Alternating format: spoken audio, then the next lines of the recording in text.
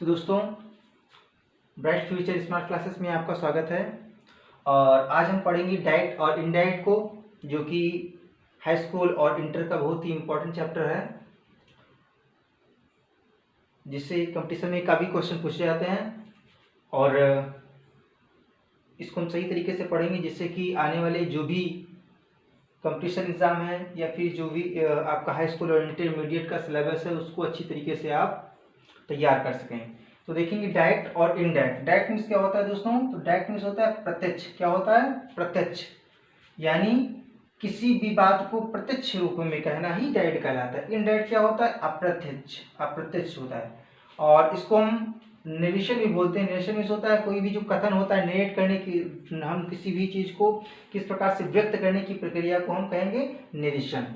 इसकी डिफिनेशन क्या होती है? तो डायरेक्ट स्पीच की डिफिनेशन हो जाएगी, व्हेन वी मे से हिज एक्चुअल वर्ड। कौन से वर्ड कहना है? Actual word. This is called the direct speech. यानी जब वक्ता के द्वारा, यानी किसी भी व्यक्ति के द्वारा कहे हुए, यानी कहे हुए कथनों का या कहे हुए शब्दों को ज्यों कहते हुए, जैसे वो बोलता है उसी प्रकार से अगर हम व्यक्त करते हैं, उसी प्रकार से बताते हैं, तो उसे हम कहेंगे डायरेक्ट स्पीच।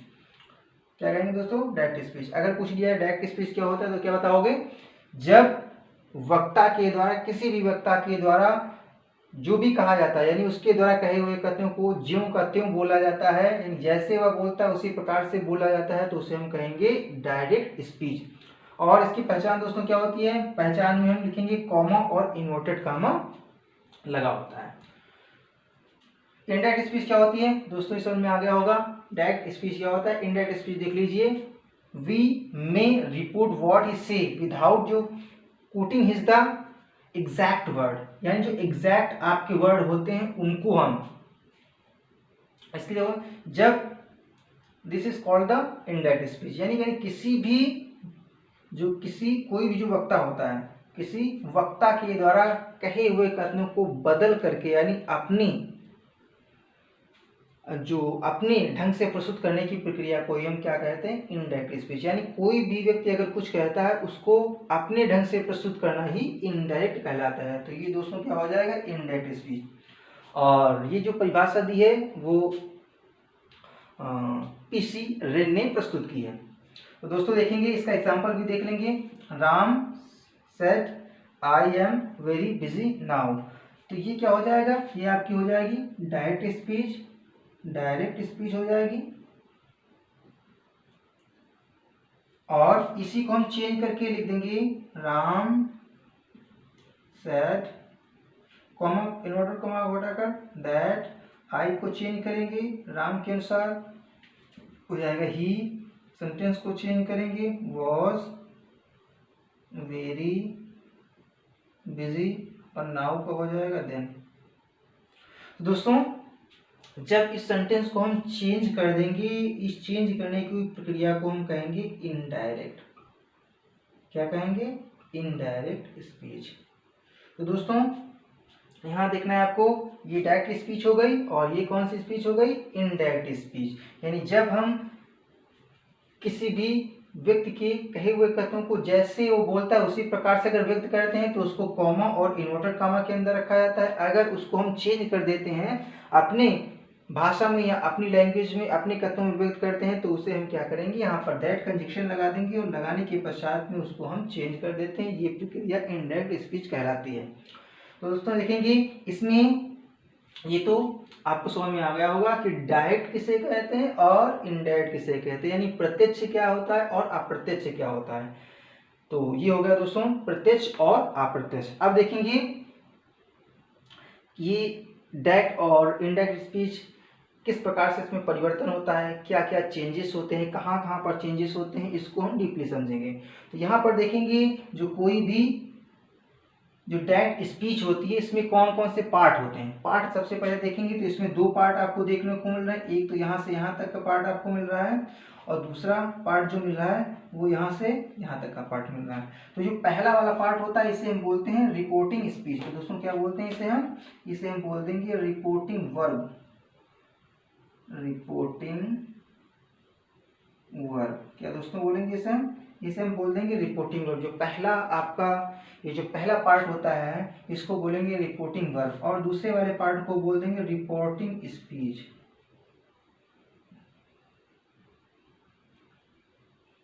दोस्तों इसे हम बोलेंगे रिपोर्टिंग स्पीच, यानी कहने का अर्थ ये है कि यहाँ पर क्या है, जो वक्ता है वो अपनी बात यहाँ पर प्रस्तुत करेगा। तो जो भी बात वो कहेगा उसके कहे हुए कथनों को हम कॉमा और इन्वर्टेड कॉमा में रखते हैं। तो ये भी समझ में आ गया होगा कि जो इनडायरेक्ट, ये जो डायरेक्ट स्पीच होता है, डायरेक्ट स्पीच में दो पार्ट होते हैं, एक को बोलते हैं रिपोर्टिंग वर्ब और एक को बोलते हैं रिपोर्टिंग स्पीच। तो ये दोस्तों बहुत ईजी है।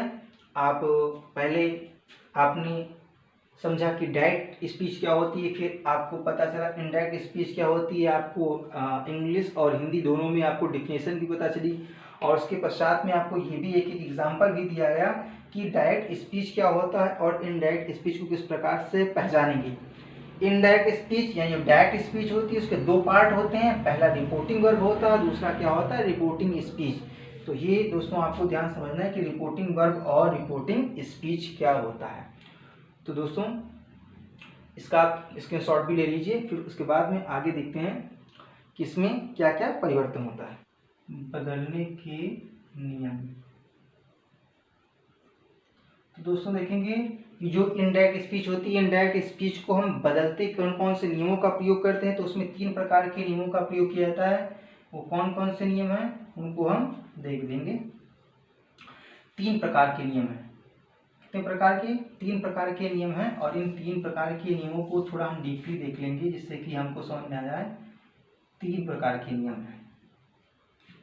तो जो पहला प्रकार है दोस्तों वो क्या है, उसको हम बोलेंगे change of tense. Change of tense. दूसरा जो प्रकार होता है, दूसरे प्रकार को बोलते हैं हम change of person. Change of person. और जो थर्ड प्रकार होता है, जो तीसरा प्रकार होता है, उसको हम बोल देंगे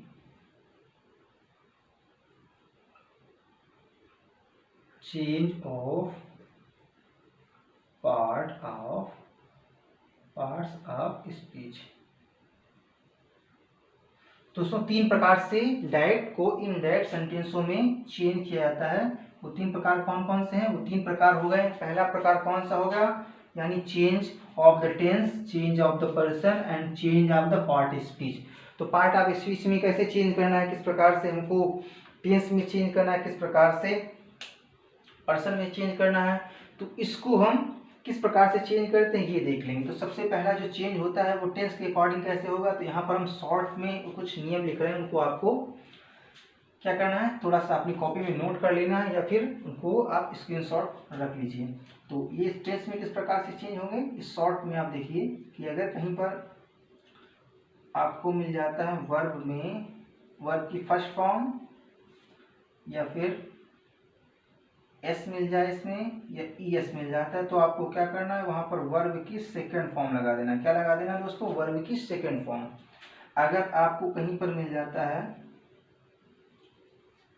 इज एम आर, आपको क्या करना है, वॉज और वेयर चेंज कर देना है।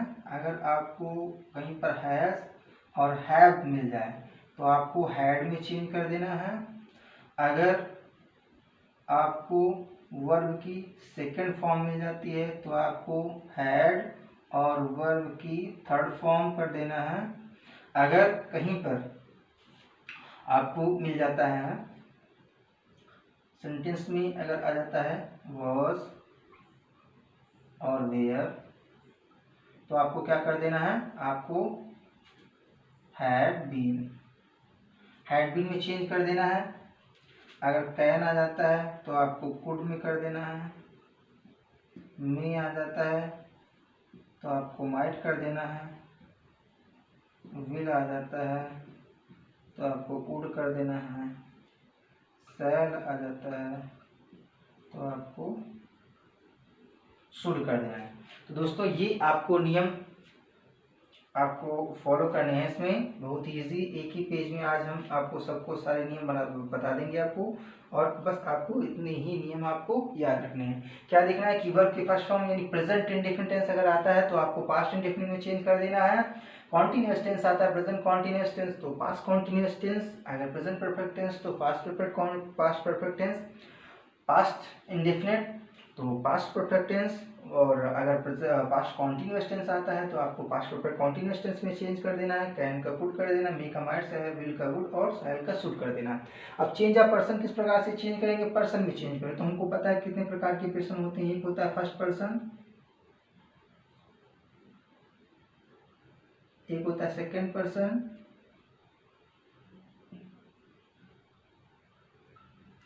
एक होता है थर्ड पर्सन। तो सेकेंड पर्सन, फर्स्ट पर्सन और थर्ड पर्सन, इसमें क्या करेंगे, अगर फर्स्ट पर्सन आएगा, फर्स्ट पर्सन में क्या आता है तुम्हारा फर्स्ट पर्सन में आई और वी आ जाता है, सेकेंड पर्सन में यू आ जाता है, इसमें आ जाएगा ही, सी, इट और दे। तो ये सन का नियम कहलाता है। कौन सा नियम दोस्तों, सन का नियम कहलाता है। अगर ये आएगा तो आपको सब्जेक्ट के अनुसार चेंज करना है, अगर ये आ जाएगा आपको ऑब्जेक्ट के अनुसार चेंज करना है, ये आपको किसके अनुसार चेंज कर देना है, सब्जेक्ट के अनुसार, ये आपको चेंज कर देना ऑब्जेक्ट के अनुसार, और ये आएगा तो नो चेंज, आपको इसको नो चेंज कर देना दोस्तों। तो यहाँ पर देखेंगे पर्सन के अनुसार किस प्रकार से चेंज करेंगे, केवल आपको ये याद रखना है तीन चीजें। फर्स्ट पर्सन आएगा तो आई भी अगर आएगा तो सब्जेक्ट के अनुसार चेंज करना, भी हम आगे आपको बताएंगे किस प्रकार से चेंज करना है। और अगर सेकेंड पर्सन आता है तो आपको ऑब्जेक्ट के अनुसार चेंज करना, थर्ड पर्सन अगर आता है तो आपको नहीं चेंज करना है, यानी सेंटेंस को जैसे लिखा है वैसे ही लिख देना, आपको किसी भी प्रकार का परिवर्तन नहीं करना है। ठीक है, अब देखेंगे तीसरा जो है change of part of speech. Part of speech में किस प्रकार से चेंजेस होते हैं तो इसको भी देख लेंगे। पार्ट ऑफ स्पीच में जो आपके चेंजेस हैं वो कौन कौन से होते हैं उसको भी देखेंगे। तो अगर कहीं पर लिखा हुआ है नाउ, यानी यहाँ पर अगर आ जाएगा नाउ तो आप देन कर दोगे, ठीक है, नाउ का देन कर देना है। और दैट यानी जस्ट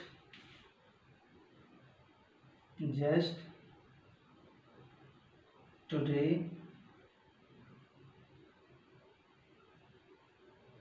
ठीक है, और इसी प्रकार से जस्ट को देखेंगे, जस्ट को भी हम देन करेंगे, टुडे का दैट डे,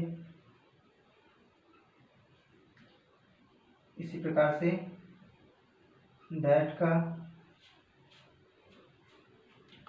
दिस का दैट, दिस का दैट, दीज का दोज, और देखेंगे हेयर का देयर,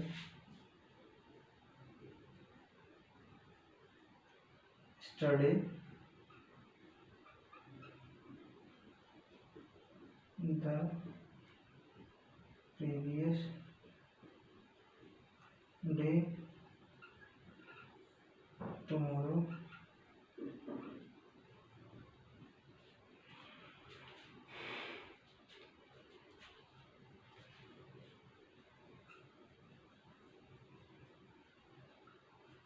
द नेक्स्ट डे। तो इस प्रकार से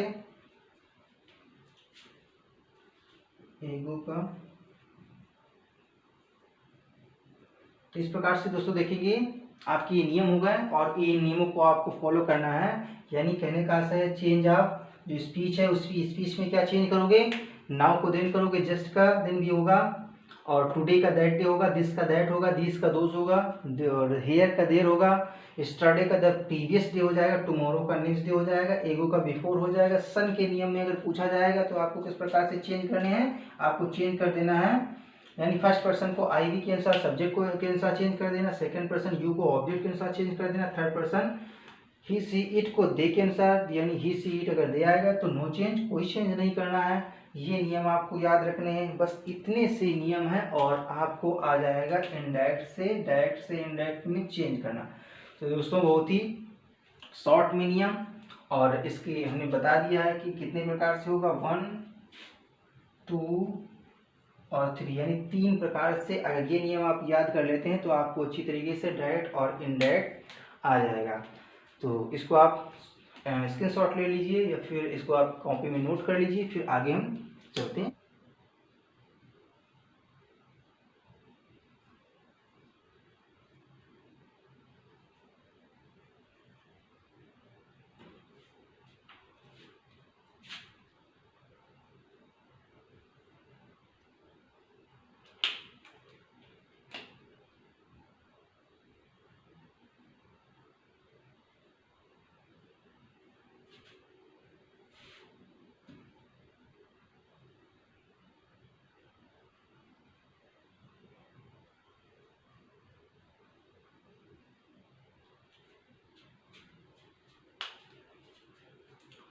तो दोस्तों देखेंगे यहाँ पर हम रिपोर्टिंग वर्ब और रिपोर्टिंग स्पीच, यानी सबसे पहले हम देखेंगे सेंटेंस को हम किस स्थान पर चेंज नहीं करते, यानी कहाँ कहाँ हमें सेंटेंस को नहीं चेंज करना, क्योंकि अधिकतर देखा जाता है एग्जाम में क्वेश्चन नहीं चेंज करना होता है और बच्चे क्वेश्चन को चेंज कर देते हैं। तो आपको चेंज नहीं करना है। देखेंगे सबसे पहले आप नोट कीजिए, यानी डायरेक्ट स्पीच को कहाँ इनडायरेक्ट स्पीच में नहीं बदलना है। तो दोस्तों ये सबसे पहले आपको समझना है कि क्या करना, कि जो डायरेक्ट स्पीच है उसको इनडायरेक्ट किस तरह नहीं होगा। दोस्तों ये देख लेंगे सबसे पहले कि किस स्थान पर हमें देखना है, कौन से स्थान पर किस कहाँ पर जो है डायरेक्ट को हम इनडायरेक्ट में चेंज नहीं करते। ये सबसे पहले हमें देखना है किस स्थान पर जो डायरेक्ट है उसको इनडायरेक्ट में चेंज नहीं करते। 3 प्रकार से आपको अगर कहीं पर मिल जाए तो आपको चेंज नहीं करना। सबसे पहले क्या देखना है, आपको देखना है कि सेंटेंस कहीं प्रेजेंट में, प्रेजेंट टेंस या फिर फ्यूचर टेंस, ये क्या प्रेजेंट टेंस फ्यूचर टेंस क्या, यानी रिपोर्टिंग जो वर्ब है,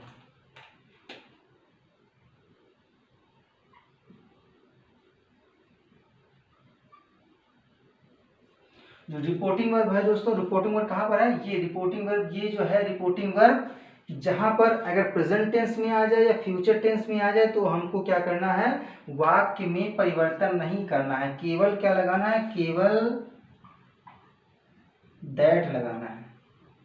ठीक है, यानी कॉमा और इन्वर्टेड कॉमा को हटाकर क्या लगाना है, दैट लगाना है। तो दोस्तों 3 स्थानों पर, यानी कहने का ऐसे पहले क्या है, पहले में आपको देखना है कि सेंटेंस अगर प्रेजेंट टेंस या फिर फ्यूचर टेंस में आएगा, कौन सा, रिपोर्टिंग वर्ब। अगर रिपोर्टिंग वर्ब प्रेजेंट या फिर फ्यूचर टेंस में आएगा तो आपको क्या करना, परिवर्तन नहीं करना। दूसरा क्या नहीं, यूनिवर्सल ट्रूथ, अगर यूनिवर्सल ट्रूथ आ जाए, सामान्य सत्य, कोई अगर सामान्य सत्य की घटना आ जाती है, कोई भी सामान्य सत्य अगर बात कोई भी बताई जाएगी, फिर भी आपको क्या करना है, आपको चेंज नहीं करना, सेंटेंस को चेंज नहीं करना। अगर यूनिवर्सल ट्रूथ आ जाए, किसमें आ जाएगा, ये आ जाएगा तुम्हारा इनडायरेक्ट स्पीच में। किसमें आएगा, इनडायरेक्ट स्पीच में, आएगा इनडायरेक्ट में।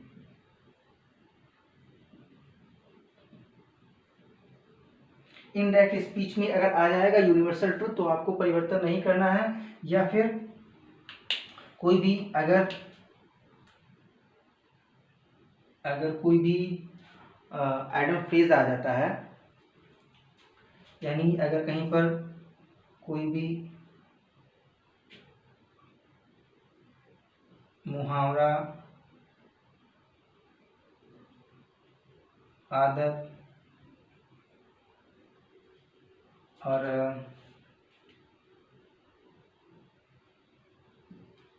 लुक्तियाँ,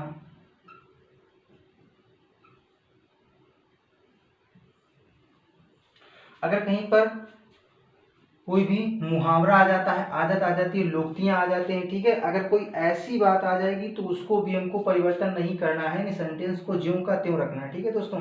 तो 3 प्रकार से हम सेंटेंसों को परिवर्तन नहीं करते हैं, सेंटेंसों में परिवर्तन नहीं करते हैं। कौन कौन से प्रकार हमने बता दिया। पहला प्रकार कौन सा होगा, पहला प्रकार होगा यदि सेंटेंस प्रेजेंट टेंस में और फ्यूचर टेंस में आएगा तो आपको परिवर्तन नहीं करना है, और अगर सेंटेंस में यूनिवर्सल ट्रूथ होगा तो परिवर्तन नहीं करना है, और मुहावरा या फिर आदत कोई भी प्रकट होगी तो हमको परिवर्तन नहीं करना है। ये रिपोर्टिंग वर्ब में आएगा प्रेजेंट या फ्यूचर टेंस में, ठीक है, ये इनडायरेक्ट स्पीच में आएगा, और यहाँ पर क्या होगा, मुहावरे या आदतों को अगर प्रकट किया जाएगा तो आपको क्या करना है दोस्तों, परिवर्तन नहीं करना है। तो ये आपको समझ में आ गया होगा कि सेंटेंस को कहाँ पर परिवर्तन करना है, कहाँ पर नहीं परिवर्तन करना है। अगर आपको अभी कोई डाउट हो तो पूछ सकते हो दोस्तों।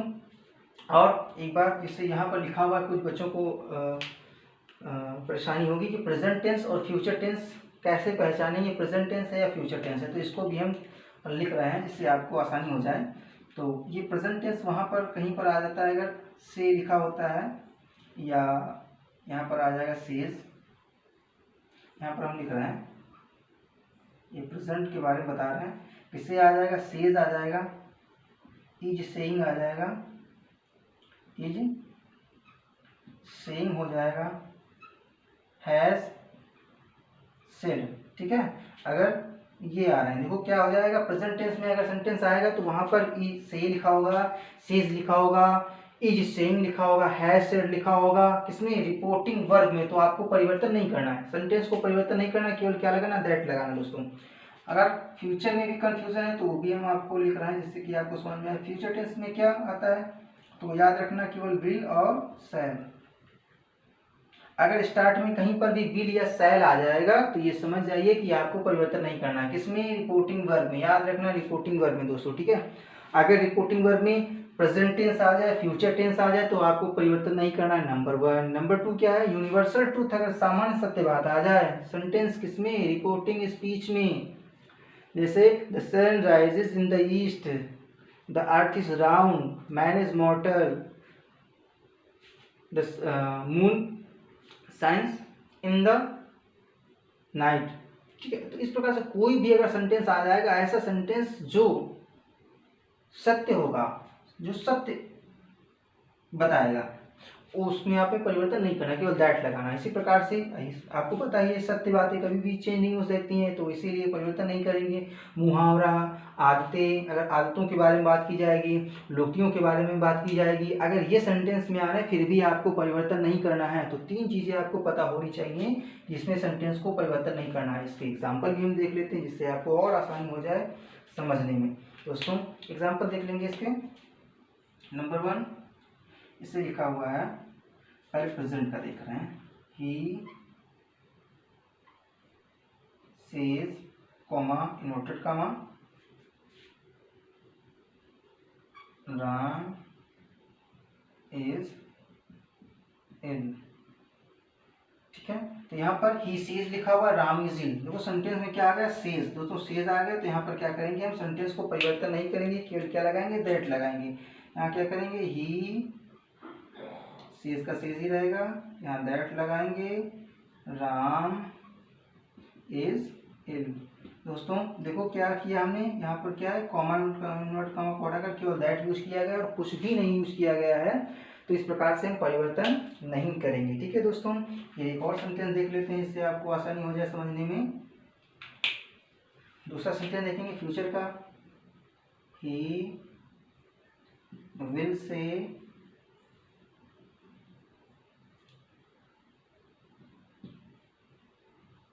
Mohan is a good boy. दोस्तों ये देख लेंगे, लिखा है he will say, Mohan is a good boy, will आ गया दोस्तों किसमें है, फ्यूचर टेंस में, नहीं परिवर्तन करेंगे, क्या हो जाएगा, he will say comma not comma कोटा कर that Mohan is a good boy.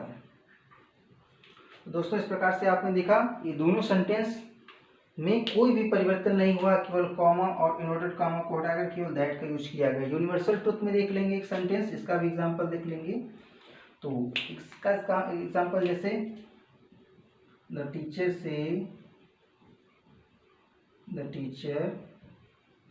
Said the sun rises in the east. दोस्तों ये देख लेंगे सेंटेंस लिखा हुआ the teacher said the sun rises in the east. अब यहाँ से लेकर के रिपोर्टिंग स्पीच हो गया, और रिपोर्टिंग स्पीच में कौन सी बात है? सामान्य सत्य बात, सामान्य सत्य बात है। ये क्या है? सामान्य सत्य है। तो जब सत्य है तो परिवर्तन नहीं करेंगे, क्या करेंगे? केवल दैट लगाएंगे, क्या हो जाएगा? The teacher said that, comma को हटाकर क्या लगाएंगे? दैट लगाएंगे, और सेंटेंस पूरा वैसे ही नोट कर लेंगे क्योंकि ये सत्य बात है। The sun rises in the east. दोस्तों देखा आपने, जैसा सेंटेंस लिखा हुआ है वैसे ही सेंटेंस को हमने यहाँ पर डिस्क्राइब कर दिया। ठीक है, तो इसी प्रकार से बहुत से सेंटेंस हो जाएंगे, आप अपने मन से कर सकते हो, अपनी एक्सरसाइज से कर सकते हो। तो ये है सेंटेंस आपका, अभी हमने चेंज करने के लिए नहीं बताया। तो आज बस यहीं तक, और नेक्स्ट आपको वीडियो में हम बताएंगे किस प्रकार से सेंटेंस को हम परिवर्तन करेंगे। और इसके बाद में अभी affirmative, negative, interrogative, assertive, objective, exclamatory सेंटेंसों की बात होगी, जिससे कि आपको पूरा चैप्टर अच्छी तरीके से क्लियर हो जाएगा। और इसको आप एक से अधिक बार देखिए, 2 और 3 बार देखिए, जिससे कि आपको ये नियम याद हो जाए और आपकी थोड़ी अच्छी तैयारी हो जाए। इसके पश्चात में नेक्स्ट वीडियो में हम बात करेंगे यहाँ पर सेंटेंसों को चेंज यानी परिवर्तन किया जाता है, और बहुत अच्छी तरीके से हम लोग बात करेंगे। तो आज का वीडियो बस यहीं तक। ओके, धन्यवाद।